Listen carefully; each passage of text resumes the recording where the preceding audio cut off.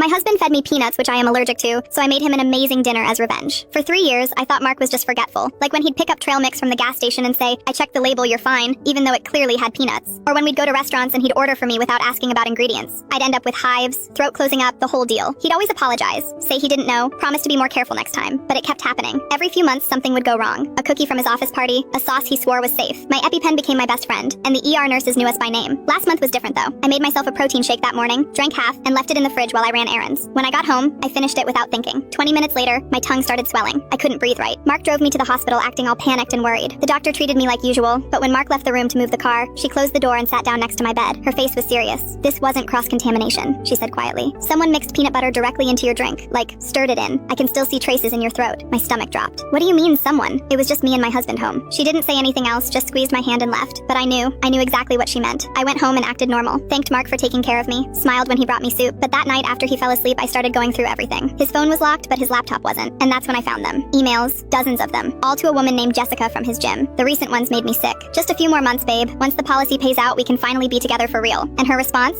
"I'm tired of waiting. Just make sure it looks natural." I sat there staring at the screen for an hour. My husband wasn't forgetful. He was trying to kill me, for insurance money, for some girl he met at Planet Fitness. I didn't cry, I didn't scream, I just started planning. I kept a journal of everything after that. Every time he offered me food, I wrote it down. Every time he seemed annoyed I was still alive, I noted it. I set up a tiny camera in the kitchen, hidden in the fruit bowl, and I waited. 2 weeks later I caught him on video, clear as day, opening my protein powder, scooping in peanut butter, stirring it with a spoon, then washing the spoon and putting everything back perfectly. He even smiled while he did it. I copied everything, the emails, the videos, the texts, put them all on a flash drive and gave copies to my sister, my best friend, and my lawyer. Then I did something crazy. I invited his parents over for dinner. Told Mark it was to smooth things over because we'd been distant lately. He seemed nervous but agreed. His mom Carol was the sweetest woman alive, and his dad Dan had always treated me like his own daughter. They had no idea their son was a monster. I spent all day cooking Mark's favorite meal, homemade chili with cornbread, mac and cheese on the side, and apple pie for dessert. Everything from scratch. Everyone ate and talked and laughed like nothing was wrong. Mark kept looking at me weird, like he couldn't figure out what I was doing. After dessert, I stood up and poured myself water. My hands weren't even shaking. "Mark, I think you..."